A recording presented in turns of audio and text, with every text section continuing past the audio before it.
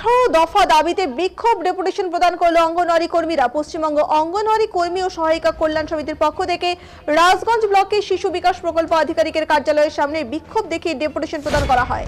রাজগঞ্জ ব্লকের 12টি গ্রাম পঞ্চায়েত প্রায় 300 জন অঙ্গনওয়াড়ি কর্মী ও সহায়িকারা বিক্ষোভে অংশগ্রহণ করেন। এদিন উন্নত রাজ্যের ন্যায় অনারিয়াম অ্যাডিশনাল অনারিয়াম প্রদান, সুসংহত শিশু বিকাশ প্রকল্প, জাতীয় শিক্ষা আইন চালু, উচ্চ আদালতের নির্দেশ অনুযায়ী সরকারি স্বীকৃতি, কেন্দ্রীয় সরকারের নির্দেশ অনুযায়ী পোষণের কাজে সরকারি আদেশনামা ও মোবাইল ফোন দেওয়া সহ মোট 18 দফা দাবি জানান অঙ্গনওয়াড়ি কর্মীরা। বিক্ষোভ দেখানোর পর রাজগঞ্জের সুসংগত শিশু বিকাশ প্রকল্পের আধিকারিকের কাছে ডেপুটেশন প্রদান করেন তারা।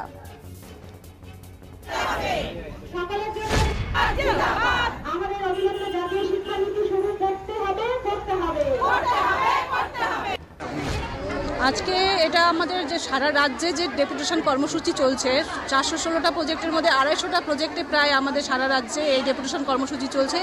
গত 28 তারিখ থেকে আগামী 7 তারিখ পর্যন্ত এই কর্মসূচি চলবে।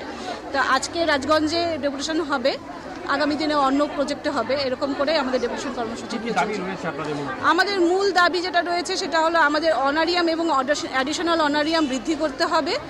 আমাদের অন্যান্য উন্নত রাজ্যের ন্যায় অ্যাডিশনাল অনারিয়াম দিতে হবে।